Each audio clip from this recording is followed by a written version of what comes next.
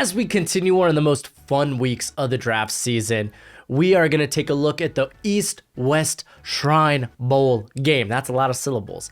But the game is happening tomorrow, Thursday, so I thought I'd give y'all some of my winners from this week in practice. But what's crack-a-lackin'? It's your boy Broshmo, just in case you did not know. So go ahead, become a bro and subscribe. Leave that thumbs up if you enjoy the content. As always, let me know what you think in the comment section below. You'll get a Senior Bowl day, I guess technically day 2 video tomorrow morning. I'm going to work on it tonight. I'm still going through some of that as we speak, as well as a mock of the mock, and be here for the stream when we do a watch along for the Senior Bowl. But let's go ahead, get into the nitty gritty. I think probably the top winner, top performer thus far has been Ali Fayad.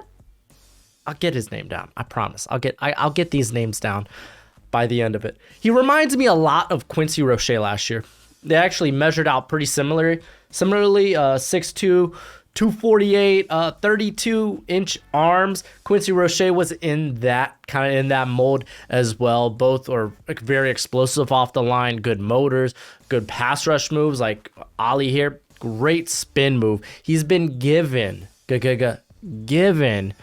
offensive lineman fits, man, with his just variety of pass rush moves. Now, he is a guy you're going to kind of wonder, be curious, how does he hold up as a run blocker, or not run blocker, but in against the run, as a run defender. And I'll just say this, man, like over the last 2 years, he's been around, about a 27 missed tackle rate. So ideally, not well. This is going to be a pass rush specialist. I'm largely viewing him very similar to Quincy Roche. Last year, 58 pressures, 13 sacks. He's been actually pretty disruptive throughout his whole career. He's played, the lowest snaps he played was in 2020 when they had the shortened season, 202. But yeah, no, I think he made himself a lot of money, probably going to a similar vicinity as Quincy Roche, maybe that like mid-day 3. And then Jeffrey Gunter out of Coastal Carolina. This cat is he's gonna perform well at the combine, athletically and physically. He's kind of a freak in that regard. It's just he's a very unpolished pass rusher. You might widely know him from the guy that just won't stop hitting Zach Wilson. Just stop, Gunter. He's already down. He's not trying to tackle anybody. You can stop. But he's been pretty productive over his career. He's actually been a starter for near the end of 2017, and then he's had basically over 550 snaps every year since then. He's just been super productive, 106 pressures, 21 sacks throughout his career. But again, very, very a guy that's a project. I don't want to say I view him in a similar vein as like a Jordan Smith, perhaps, as he was another guy that was exceptionally raw as a pass rusher. Really, that's the only place I'm comparing as of right now. But no, he's going to test out well, and he's going to be another kind of like mid-round guy. Just dude's been productive. He's got the upside. And then I didn't even know about this guy coming in, Marquan McCall out of Kentucky, for good reason. He's only played 134 snaps through 4 seasons at Kentucky, with 2020 being the most he saw, 271 snaps. So it's wild, man. Like, this is why you look at these other, collegiate, all-star bowls or draft process bowls, whatever you want to call it, because you could maybe find perhaps some gems in the rough here. Because McCall, while he hasn't played a lot, and I mean, you're going to know what this cat does. Like, he's a run, stuff, and nose tackle through and through. Like, he's probably going to be like a late round option, 6th, 7th round, perhaps. Because he hasn't been productive throughout his whole career. Hasn't really been able to see the field a ton. But he came in, and he was just a straight bully. Apparently, that was his nickname back in college, was Bully. But Yeah, no, I think he did a lot to earn himself some money because again, not even on my radar going into this week, which is why you watch these things, man. I love looking at guys that I've never seen before because then it makes you want to go back and look at him. And luckily, he doesn't have a lot of snaps to go back and look at. But no, the dude, his upper body strength is nuts. You can go on Twitter and find some clips of him just giving interior guys a world of hurt in the practices. I think it was Brock Hoffman from Virginia Tech that he put on his butt like badly. But yeah, no, he's violent. I like that. But again, the production's not there. You're dealing with a guy that maybe you hope develops, maybe is a depth piece somewhere in the future. But this guy is probably okay. I keep saying this guy, this dude, this player, this monster, this whippersnapper, Matthew Butler is a guy I've talked about before. He's probably gonna be of the prospects that were there. I would say maybe he's gonna be among the most highly drafted. I could definitely see him sneaking into the third round. More likely early day 3. Just pass rushing messiah from the interior. He was when it came to the interior defensive line, you could tell he was the most polished pass rusher. He's got great length, very explosive. He's been pretty good. He was pretty good for Tennessee this past year, 31 pressures, 5 sacks, gave Ole Miss a fit this year in their game. But yeah, no, I went in this thinking about the same, like, okay, he is exactly who I thought he was. And then I think we're going to stick to defense here.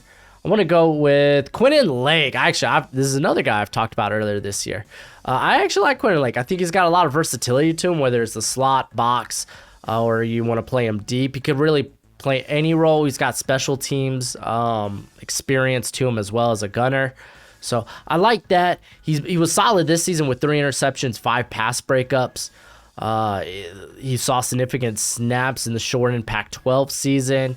He initially became a starter in 2018 where he saw 830 snaps. And the guy's just been good his whole career. Like, he had a missed tackle rate like 13% throughout his career. Guy's been good. I think he's another guy that'll probably be a late day 3 option. You're going to see him more as this depth piece, but I like him. I think he sticks to a roster. He is not talked about nearly enough. Now let's go to the offense. Pierre Athadram. Really, with running backs, like, you kind of look for the game. You see how that's where I really want to see their contact balance. Though today, Dameon Pierce, because they still play pretty physical, even though it's like, not like a full contact drills, excuse me. But Dameon Pierce, man, rolled off like a mean hit. But we're not talking about him. We're talking about Pierre Strong. And I brought that up because, again, this is not full contact. You really can't tell till the game, like, how their contact balance is. And, like, for me, that's, like, my biggest thing when it comes to running backs. Contact balance, forced missed tackles. It's just the thing that translates well to the NFL. Javonte Williams, kind of a prime example. I mean, looking at, like, Najee Harris, since people keep correcting me. Najee Harris, Travis Etienne, Elijah Mitchell, and there was another, wasn't there? Maybe not. Oh, Michael Carter. Those guys were in the top, I think, 15 in the nation last season for forced missed tackles. And outside of Etienne, because of injury, those guys produced pretty well in year 1. Again, that's kind of like, that's the first thing I look for. I love contact balance. So won't be able to tell that with Pierre Strong, but we do have a lengthy record for Pierre Strong. He has over 627 carries his whole career. Where I would say his forced missed tackle rate is about average for a running back. What you really like about this dude is his vision. He was constantly finding the Russian lane, just following his blocks. And I think he could probably play in any concept. My biggest concern actually coming out of this year was the fumbles. He had like 4 fumbles, but again, he had a hefty workload this year, 240 carries. But won't say he doesn't like.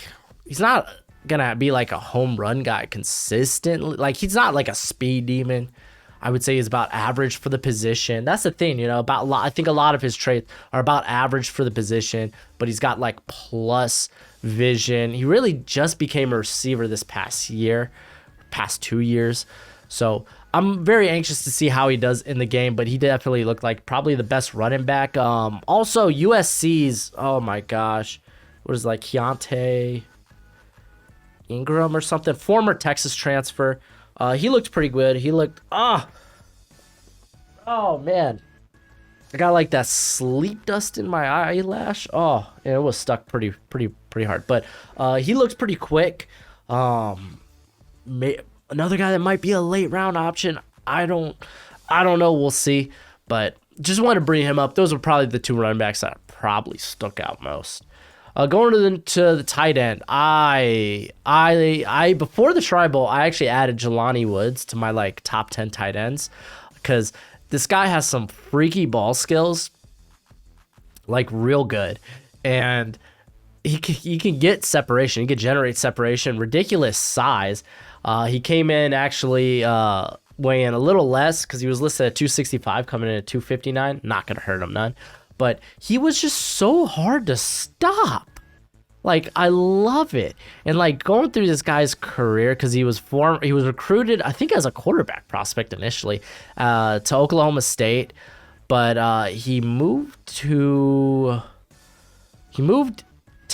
I guess he moved to tight end because he actually played a lot of inline snaps at Oklahoma State. I really only have watched him at Virginia. Well, I've strictly watched him at Virginia. I haven't seen any of his Oklahoma stuff, but this dude was 11 of 18 at the catch point. Did have 5 drops, but he showed sure hands and drills. And I definitely think in this tight end class, you could probably find him on like early day 3. He's going to be there with guys like Greg Dulcich, who I'm a huge fan of. So yeah, no, I really liked him. And then going to the receivers, I'm going to talk about a couple of guys here, starting with Kyle Phillips. These 2 guys, Kyle Phillips and the next guy I'm going to talk about, they remind me a lot of Daz Newsome. And, who was there was another receiver that got drafted out of South Carolina. I think he went to Chicago, or did Daz Newsome go to Chicago? I can't remember. Bears draft 2021. Oh man, it was Daz Newsome. Crap, I don't know where the other guy went. South Carolina. I don't know. His name escapes me. He went to the Senior Bowl last year, so let me know who I'm thinking of. But these 2 guys, Kyle Phillips and the other dude, they remind me of them because he's only going to be a slot option in the NFL, especially Kyle Phillips. Like, his length ain't good. Like, he has like a 74 wingspan, 29-inch arm length. While he's a crafty route runner, he shows good hands, good footwork, and he's been very productive through his. He was very productive this past season. He's going to make it based on, special teams. That's why he's been working out as special teams. And I say he's a riser because initially I didn't have him on my board.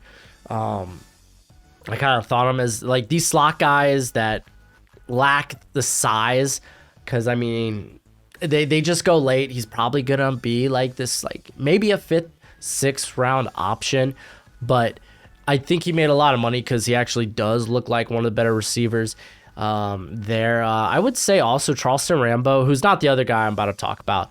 He looked pretty good this week. I saw someone on Twitter posted a dive and catch that was actually a drop. I don't know if they ruled it a catch. I like the effort though. But I think Charleston Rambo is still a nice late day 3 option. But it's Josh Johnson, another dude I did not watch any of until coming in. I actually like this cat a bit more because like he's explosive off the line. He's explosive out of his breaks. Just ridiculous. He's got more size, like more length than Kyle Phillips, and I think he has 32-inch arms. He's closer to like 79-inch wingspan, and the dude he was productive last year. 85 receptions, over 1,100 yards, 6 touchdowns. Like, he had 7 forced missed tackles, so that's nice. Trying to find drops. He had 9 drops on the season, so that was a bit worrisome. And he actually has a catalog of drops too. Dated, like, he had 7 in 2020, 12 in 2019, so he has 28 over his career. His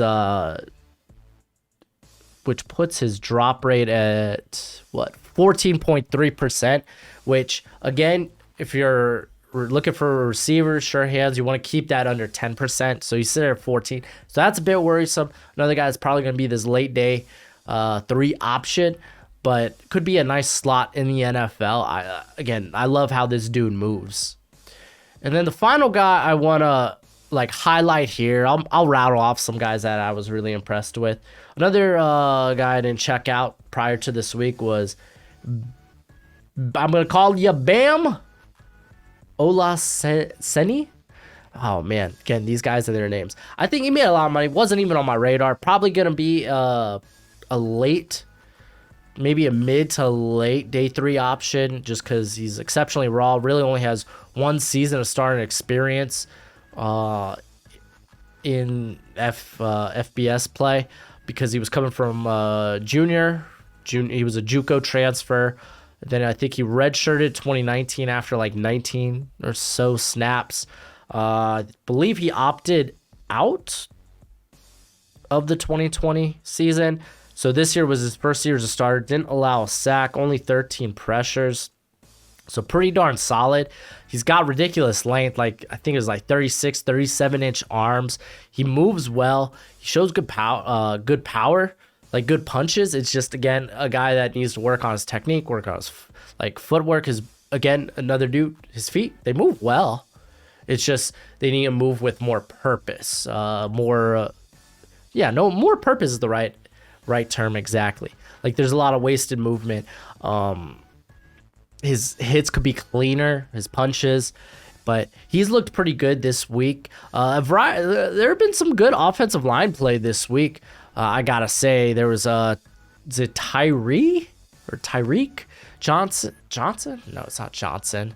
Or Robinson. Another Oklahoma tackle / guard. He was pretty good this week. Dawson Deaton out of Texas Tech. He looked pretty solid this week. See, the Washington center, Luke Wattenberg, he was pretty good. Could work better. He needs to get better leverage, but I thought he did particularly well. Alec Lindstrom was playing Alec Lindstrom got the shaft, because he got put on the team that was running a lot of like power and gap concepts, opposed to he's going to be like a zone blocking scheme only type of guy. But I thought he did well for what it's given, Kellen Dyche, initially coming in after the measurements, just the short arms, the dinosaur arms, I think they were like 32. And he came in, I think he came in sub 300, right? Yeah, 299. So smaller than I was hoping, but he actually played pretty well throughout the week. So not that big. Derek Deese out of San Jose State, the tight end, a guy that also I think probably makes my top 10 tight ends. He looked pretty darn good. Jermaine Waller, I know, is a guy that's going to be brought up, but I thought he was pretty up and down. But again, in wide receiver drills, you kind of put on an island. So it's already built to the wide receiver's advantage. And who was I feel like I was thinking of somebody else too. I know Brad Hawkins was pretty decent. And I just had them in my head. Here, let me see if I could find it. I'm trying to think what position would it be. Jack Sanborn. he looked fine. I think, again, that's another dude that's going to be a solid, like, mid-round tackle linebacker. But let me know what you think in the comment section below. Be on the look for the Senior Bowl video tomorrow. I'm going to record that late tonight, try to get graphics for that, so, you know, it looks all right. That's always what takes the longest, technically. Not really, you know, it's the research, but but until next time, you be easy, my friends. Later.